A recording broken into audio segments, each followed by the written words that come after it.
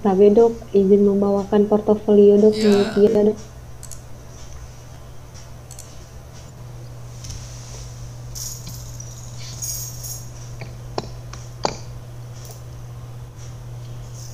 Identitas pasien, nama, anak A, umur 17 tahun, jenis kelamin perempuan, alamat Ciluncat, Kecamatan Cangkuang, Kabupaten Bandung, pekerjaan pelajar pendidikan SMA. Anamnesis, keluhan utama, penglihatan kedua mata kabur. Anamnesis terpimpinnya, pasien datang dengan keluhan melihat jarak jauh semakin kabur sejak 2 bulan terakhir. Pandangan kabur apabila melihat jarak jauh dan huruf kelihatan membayang, tetapi membaik jika jaraknya menjadi dekat. Pandangan kabur terjadi perlahan dan makin lama makin kabur. Pasien juga mengeluh harus mengernyitkan mata untuk melihat fokus pada suatu benda. Pasien merasa gatal di kedua mata dan berair apabila telah selesai membaca. Keluhan mata merah disangkal, nyeri tidak ada, silau tidak ada, kotoran mata tidak ada. Riwayat di depan komputer dalam jangka waktu lama dalam sehari positif. Riwayat penyakit dahulu pasien telah mengalami penglihatan kabur sejak 3 tahun yang lalu.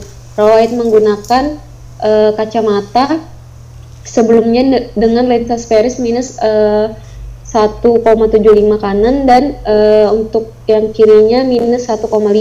Riwayat trauma pada daerah mata disangkal. Riwayat minum obat-obatan dalam jangka waktu lama disangkal. Riwayat penyakit keluarga, riwayat mata serupa negatif, riwayat penyakit mata sebelumnya juga. Untuk riwayat pada mata, riwayat pada sakit mata sebelumnya tidak ada, riwayat menggunakan kacamata positif, riwayat trauma mata sebelumnya tidak ada. Untuk pemeriksaan fisik, keadaan umum baik, kesadaran kompos mentis, tanda-tanda vital dalam batas normal. Untuk status generalisnya, kepala, toraks, paru, abdomen, dan ekstremitas dalam batas normal. Pemeriksaan oftalmologi, visus, pada visus jauh tanpa koreksi, okulodextranya 6/21, okulis sinistranya 6/21. Dengan koreksi speris minus 2, okulodextra dan speris minus 2 dioptri untuk okulis sinistranya. Visus jauh dengan koreksi terbaik untuk okulodextranya didapatkan 6/6, untuk okulis sinistranya didapatkan 6/6. Visus dekat, koreksi dan virus dekat dengan koreksi tidak dilakukan. Untuk pemeriksaan selanjutnya itu pemeriksaan segmen anterior. Okulodextra pada palpebra didapatkan normal, begitu juga yang sinistra, aparatus lacrimalis, silia konjungtiva, kornea, gelik mata depan, iris pupil dan lensa, okulodextra dan okulis sinistra didapatkan hasilnya normal.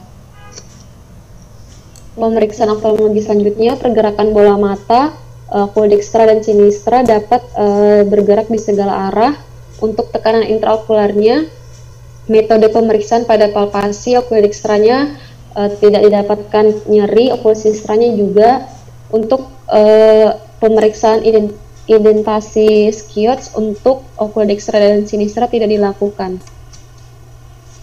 Pemeriksaan selanjutnya, pada pemeriksaan nyeri tekan, okulodextra dan okulis sinistra tidak didapatkan nyeri tekan, massa tumor tidak ada.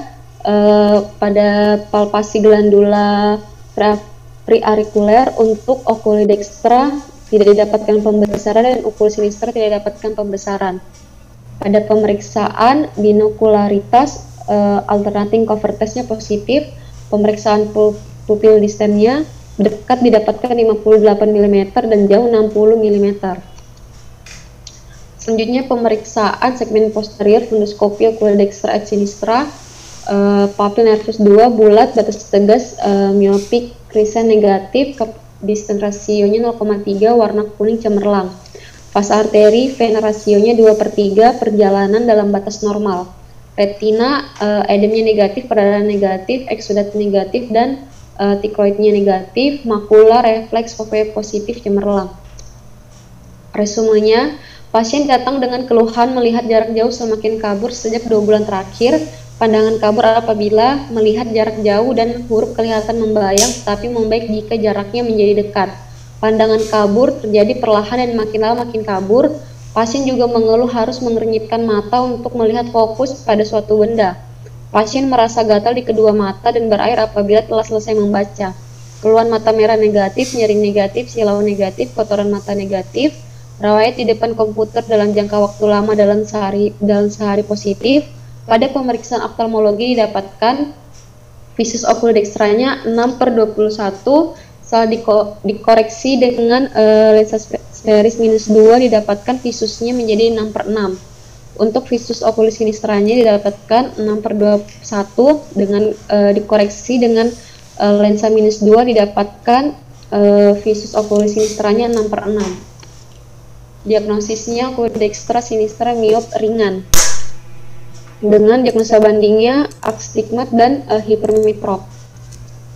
Untuk tata laksananya diberikan resep kacamata sesuai dengan koreksi dengan untuk jauh sferisnya itu -2 dekstra dan sinistra, dan jarak pupilnya untuk jauhnya didapatkan 60 mm. Tata laksana secara umum: membaca dengan pencahayaan yang cukup, menghindari membaca sambil tiduran, kacamata harus terus dipakai, dan beristirahat jika mata mulai terasa lelah. Dan diberikan lensa sferis konkav sesuai dengan koreksi, yaitu okulodextranya -2 dan oculis sinistranya -2.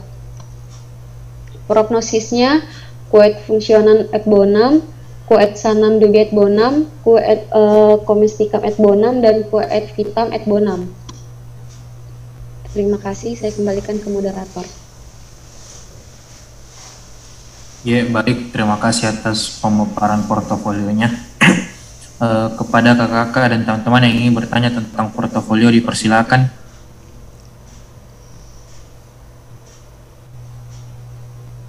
Oh no. Dipersilakan jika ada yang ingin bertanya.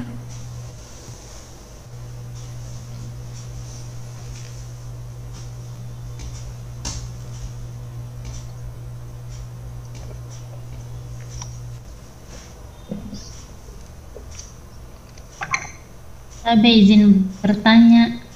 Ya, silakan Saudari Rizka Fitri. Iya, jadi yang tapi Rizka, jadi yang mau saya tanyakan itu selain pemeriksaan visus, kira-kira pemeriksaan penunjang apa yang bisa kita lakukan untuk menegakkan diagnosa miopia? Terima kasih. Baik, moderator izin menjawab. Jadi pemeriksaan penunjang lainnya itu bisa dilakukan pemeriksaan fundoskopi. Terdapat pada myopic lesion, yaitu gambaran bulan sabit yang terlihat fundus mata miop, sklera, dan koroid. Pada mata dengan terdapat seperti degenerasi makula dan degenerasi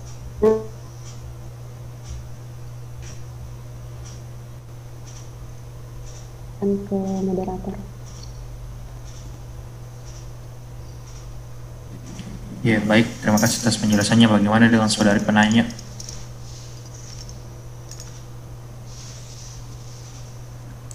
Ya, terima kasih. Ya, baik, masih ada kakak-kakak dan teman-teman yang ingin bertanya, dipersilakan.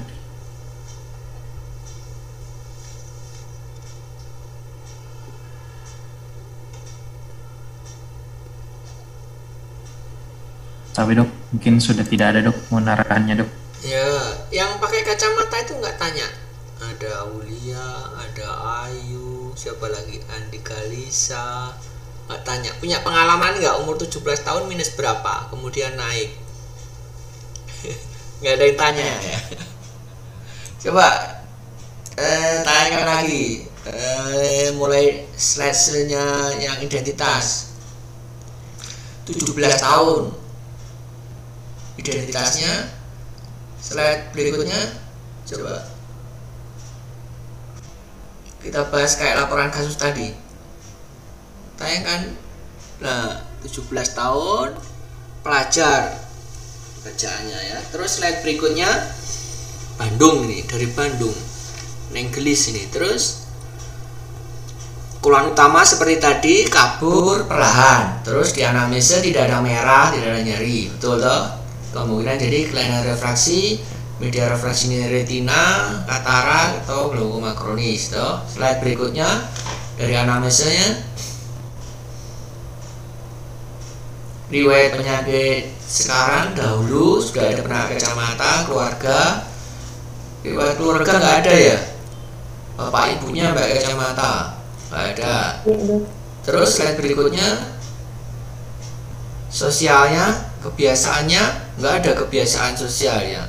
Seharusnya ditambah di situ. Di anamnesa tadi ya? Ya udah. Ya udah, slide berikutnya. Nah, ini normal semua, tinggal langsung ini aja ya. 6/21. Ada ya 6/21 ya. Artinya seperti tadi toh, cek hijab aulia.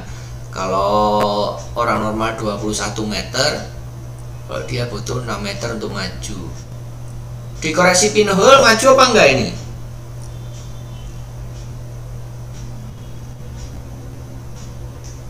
Kira-kira Rizka, kalau dikoreksi pinhole maju nggak? Terkoreksi nggak dengan pinhole? Terkoreksi itu kata Aulia. Ya, dengan mengintip di lubang. Jadi tadi kan ada istilah kalau kita pertama memicingkan mata, mengernyitkan mata ya, kasus Aulia tadi. Nah, itu efek pinhole. Kalau dia mengicingkan mata, ngerinyip-ngerinyip gini, dia lebih terang. Coba itu yang pakai kacamata tadi, coba dilepas kacamata. Kalau melihat jauh kan dia langsung mengecil matanya, mengecil mata. Itu berarti pinhole-nya maju, pinhole-nya baik. Jadi dia minus. Kalau ada orang laki atau cewek itu kalau melihat memicingkan mata, berarti minus dia itu. Itu tandanya dari jauh udah kelihatan ya. Pinhole-nya positif, normal, membaik. Terus dikoreksi.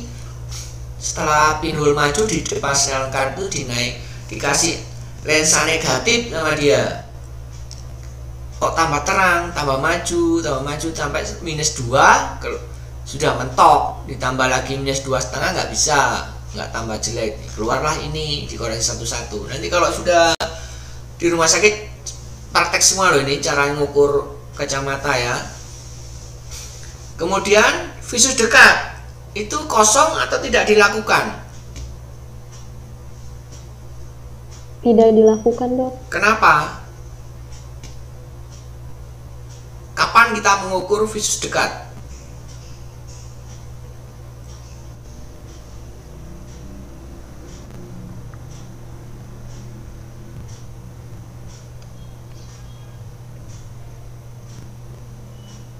Kapan melakukan visus dekat? Ada yang bisa bantu yang lainnya? Kalau keluhannya sulit membaca dekat, Dok. Kurang betul ya. Jadi kadang-kadang dia tidak mengeluh dekat, tapi setelah dicek dekatnya ternyata dia kabur karena pekerjaannya nggak menggunakan dekat. Yang betul jawabannya karena dilakukan kalau usia 40 tahun ke atas. Ya, apa namanya kalau 40 tahun ke atas? Penyakitnya.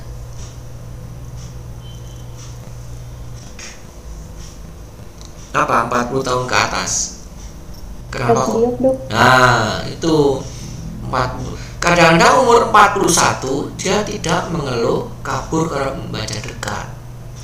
Tapi sebagai dokter harus dicek kacamata dekatnya, jarak visus dekatnya. Dia akan muncul dengan keluhan lain kalau dia umur 40 tapi tidak mengeluhkan kabur dekat ya. Bukan hipermetrop ya?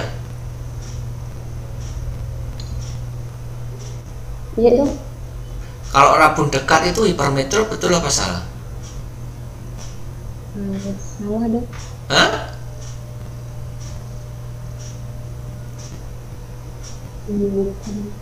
ragu-ragu. Ya sudah, nanti kalian lihat di slide lain-lainnya, kasus yang lain di YouTube itu banyak punya saya. Terus slide berikutnya supaya bisa menjawab itu. Ini jelas normal semua. Kalau ada linear refraksi, visunya maju, nomornya normal semua ya. Slide berikutnya. Ini tadi udah jawab ya, gerakan bola mata sudah bisa ya. Slide berikutnya. Nah ini, apa maksudnya alternatif cover test positif? Berani nulis, berani menampilkan, berani menjawab. Kalau nggak bisa Rizka jawab, biar temennya yang lain jawab kalau bisa. Apa maksudnya alternatif cover test positif? Gimana cara meriksanya? Kalau negatif gimana, kalau positif gimana?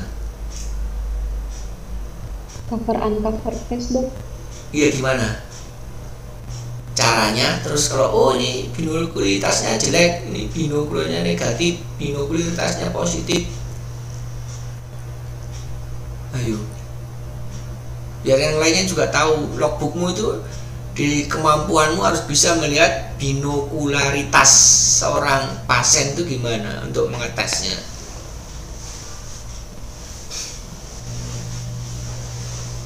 Semua status di mata kan harus ada itu, supaya kalian tahu. Ayo, diajari nggak waktu preklinik atau sebelum masuk kelas kan ada pelajaran ini, gimana memeriksa binokularitas.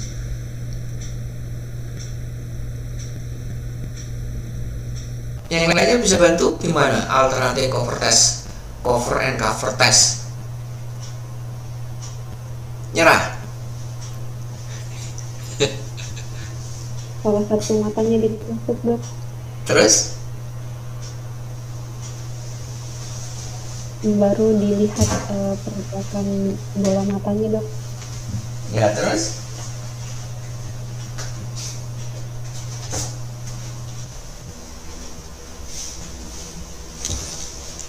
Ya, saya ambil alat dulu nih ya. Yang disebut tes binokularitas itu banyak tekniknya ya.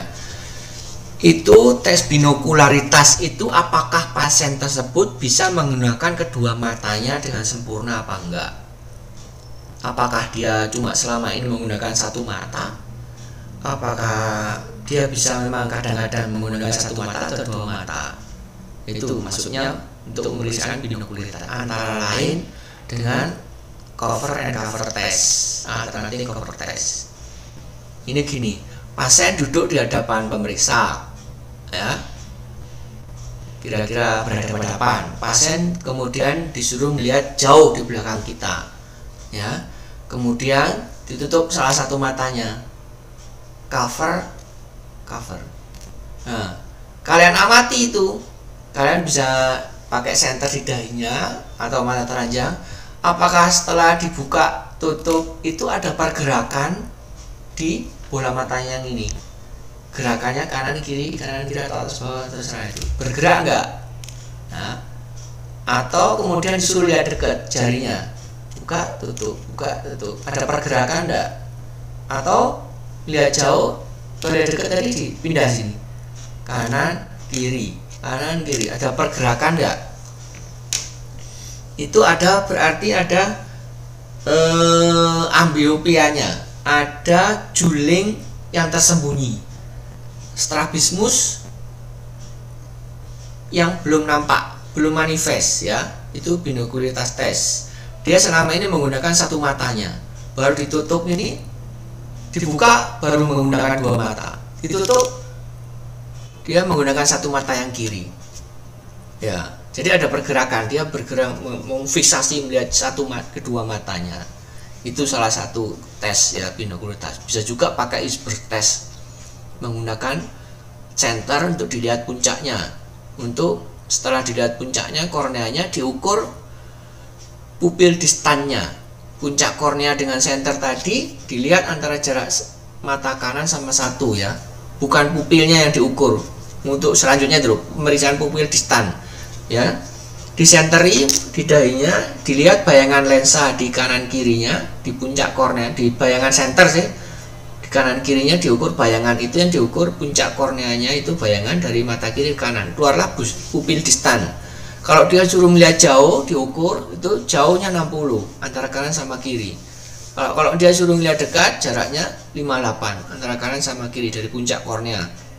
Dilihat dari corneal reflex image, dilihat di logbooknya ya, statusnya ya, ada itu corneal reflex image ya, bayangan di refleks kornea dengan center itu untuk mengukur pupil distan ya, itu maksudnya pupil distan 58 sama 60 itu ya. Slide berikutnya.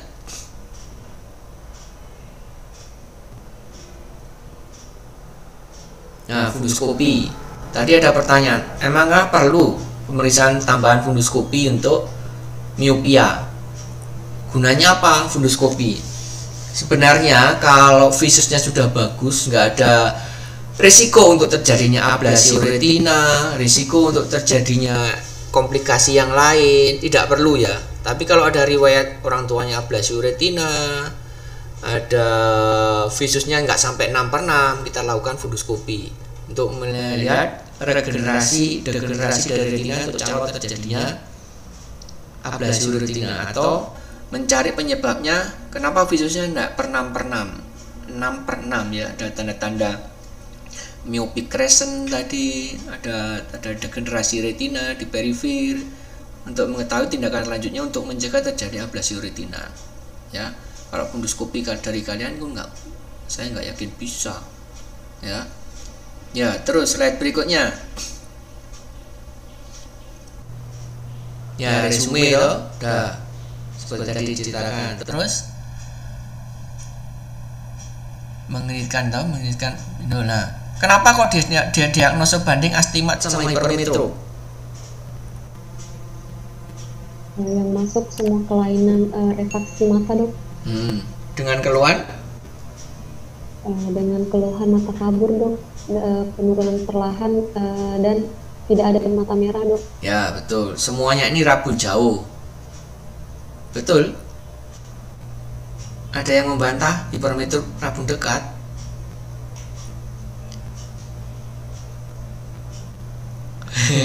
Gak apa, nanti cari.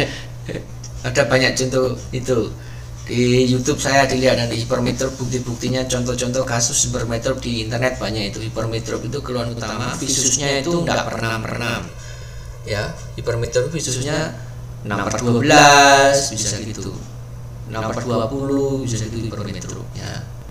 Jadi semuanya keluarnya sudah jawab Rizka tadi, karena memang dia kelainan refraksi dan rabun jauh. Terus slide berikutnya.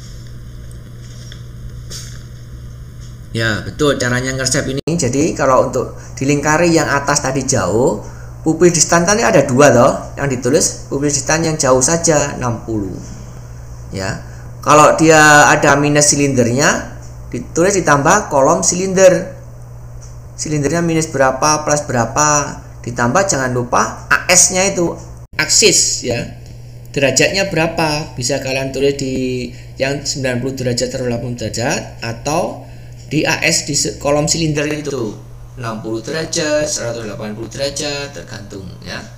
Kapan dipakai prisma? Kalau ada juling tadi ya, ada bisnya out apa in, itu kalau ada resep prisma, ada resep untuk mata yang juling, yang satu ngelihat lurus, satu ngelihat ke kanan sedikit atau kiri ya. Terus slide berikutnya.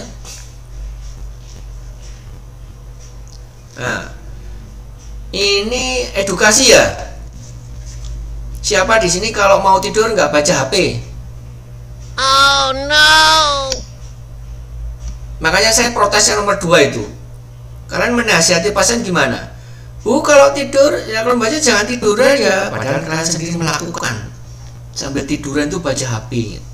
Dihapus itu ya. Untuk lulusan UMI jangan sampai edukasi yang kalian lakukan ya. Kalian kan HP terus itu sambil tidur, curang, nggak boleh ya. Membaca cahaya redup, HP-nya dikecilin itunya, cahayanya, kacamanya harus dipakai, boleh lah itu ya. Terus istirahat, mata mulai terasa lelah. Kalian nggak lelah ini, mulai dari pagi tadi apa siang tadi sampai jam 4 ini di komputer terus? Istirahatnya gimana itu? Kalau kalian di depan komputer terus.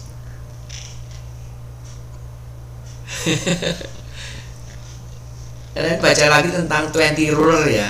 Itu berlaku untuk yang bekerja, bukan untuk masih 17 tahun ya. Kalau kalian umur-umur sekalian belum, itu masih kuat itu ya.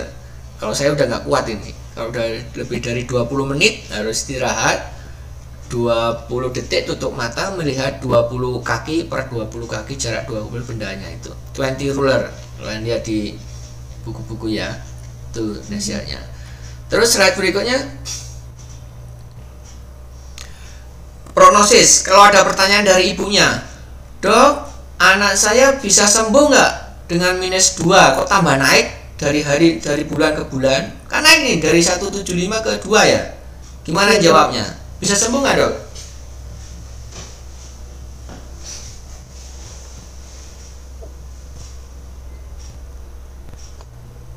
Menurut saya dok, kalau untuk penggunaan kacamata mungkin kurang bisa disembuhkan dok, kecuali kalau misalnya dengan operasi lasik dok. Berarti temanmu yang 3 kacamata itu masih sakit ya? Nggak sembuh itu. Jadi jawabnya gini, menurut ibu kriteria sembuh itu apa? Gitu toh. Kan kalau temanmu yang 3 pakai kacamata itu pakai kacamata sudah nggak buta lagi. Ini semuanya minus berapa ini? Ada yang minus lebih dari 4 nggak? Kalau dia pakai kacamata kan rambut jauh, sakit dia. Begitu pakai kacamata sembuh, dia bisa melihat lagi kan? Kalau utama kan kabur. Begitu kalian pakai kacamata sembuh toh? Kayak saya ini sembuh pakai kacamata. Jadi obatnya itu kacamata. Kalau nggak pakai kacamata dia sakit lagi. Ya, kalau ibu mengkriterianya sembuh lepas kacamata, ya operasi bu, Pak. Ya, kalau kalian menurut kriteria kalian sembuh itu nggak pakai kacamata, ya operasi lasik. Nah, dia akan lepas kacamata, melihat lagi normal. Kalau sudah pakai kacamata sudah normal, sudah sembuh, ngapain lasik? Mahal bu, 30 juta. Kalau kacamata 5.000 pun ada, bisa melihat. Gitu ya jawabnya. Supaya nanti orangnya nggak punya duit, dipaksa kamu paksa lasik gimana? Dia terdiagnosis sakit terus, miopia, punya penyakit ini gitu. Ya sembuhnya kalau pakai kacamata, makanya dipakai terus. Kemudian pertanyaan berikutnya, kenapa kok bisa naik terus dok? Gimana cara mencegahnya? Apakah minum jus wortel? Padahal sudah tiap hari saya paksa minum jus wortel. Gimana jawabnya?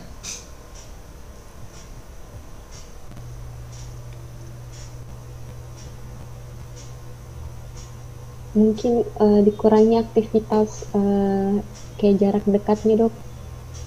Gimana pandemi setiap hari sekolah terus itu, online terus itu dok, ini dia. Gara-gara main HP sama Zoom meeting terus, jadi Zoom woman dia. Yang laki-laki Zoom pen ya. Kalian kan dari manusia Zoom sekarang. Gimana itu?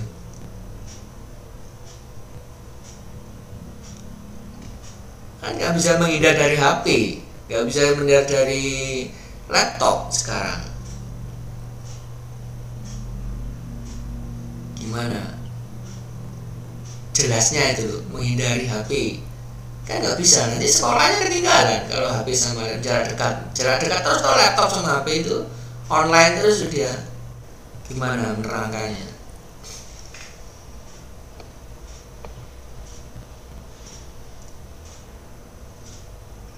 Minum vitamin apa? Vitamin A masih bisa nggak? Vitamin A dok. Gimana prosesnya vitamin A? Vitamin A, vitamin B juga dok. Jadi kok dipengaruhi, tergoda dia. Jadi edukasinya kenapa kok bisa naik terus dok? Gitu, dianalisis lagi. ini adalah faktor genetik. Ya, dominan penyebabnya minus itu genetik. Ditanya lagi, ini yang pakai kacamata, bapak ibunya pakai kacamata enggak? Wah, berarti anaknya tetangga itu. Dominan karena genetik. Kadang-kadang itu orang tuanya nggak ada riwayat kuliah, sehingga dia jarang menggunakan penglihatan jauhnya. Nggak ada riwayat pekerjaan yang melihat jauh orang tuanya, sehingga sadar. Sebenarnya kalau dicek detail, dia ada minusnya sedikit, silindernya sedikit. Terus anaknya lahir di zaman milenial, nah itu akan muncul lebih cepat progresif daripada ibunya. Tiap hari sejak lahir dia sudah pakai kamera HP, sudah difoto sama dia anak-anaknya itu, sehingga muncul apalagi kegiatan HP sama laptop itu, YouTube. Anak-anak kelas anak 1 bulan pun kadang disuruh nonton YouTube. Nah itu mempercepat munculnya miopia, astigmat dan lain-lainnya, mempercepat dominan ya.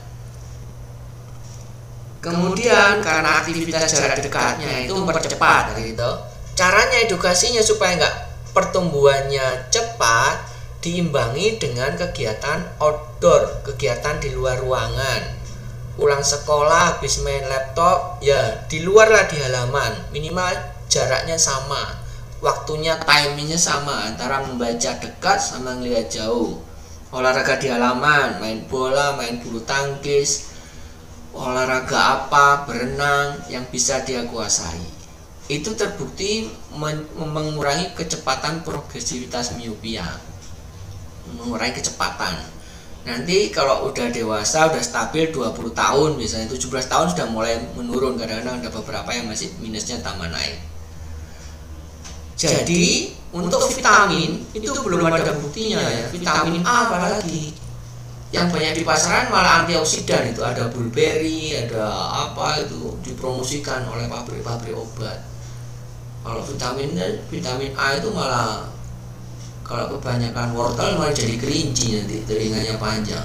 Belum ada buktinya ya vitamin A. Jangan terpengaruh pabrik obat. Vitamin A, antioksidan, blueberry atau apa itu yang di pasaran itu dengan minum.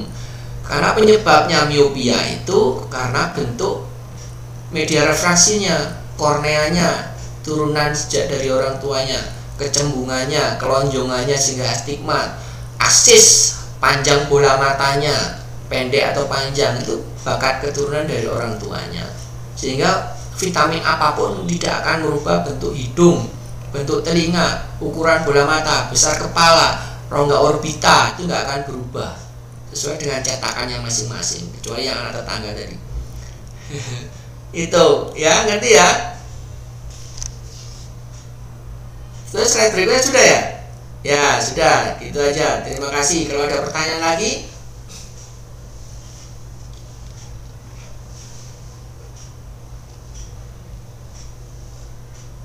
ada yang terlewatkan pertanyaan atau ada yang masih mengganjal? Ada yang bertanya lagi atau ada yang mau muncul lagi? Tapi dok, CBL dok, mana arahannya dok? Sudah itu tadi. Nanti kalau kasus-kasus yang lain lihat di YouTube saya, subscribe aja. Nanti kalau ada pesanan yang lain, mulai dari katarak itu ada di YouTube-nya. Nanti tak kasih ke mana itu, ke Auliatin ya, rekamannya ini, terus yang lainnya bisa dilihat itu. CBL-nya sudah sore nih, kan nggak capek. Saya dari pagi tadi sampai ini rapat soalnya. CBL ada itu yang hipermetro, terus miopia dengan presbiop, ada itu, nanti dilihat di YouTube aja. Ada ya, nanti saya kasih. Ya. Udah ya. Sudah berapa jam nih? Oke, cukup ya. Nggak ada pertanyaan lagi, nonton di YouTube saya sampai tidur nanti. Ya baik dok, insyaallah dok. Terima kasih banyak dok. Ya, oke, makasih. Silakan ditutup. Terima kasih banyak dok. Ya. Ya baik dok, sebelum kita menutup marilah kita mengucapkan alhamdulillahirrabbilalamin. Subhanakallah wa bihamdi, astaghfirullah wa atubu ilaih, wa billahi taufiq wal hidayah. Wassalamualaikum warahmatullahi wabarakatuh. Waalaikumsalam. Terima kasih ya. Terima kasih banyak, Dok. Ya, mohon maaf jika Banyak, Dok. ya, mohon maaf jika ada kesalahan. Terima kasih. Iya, Dok.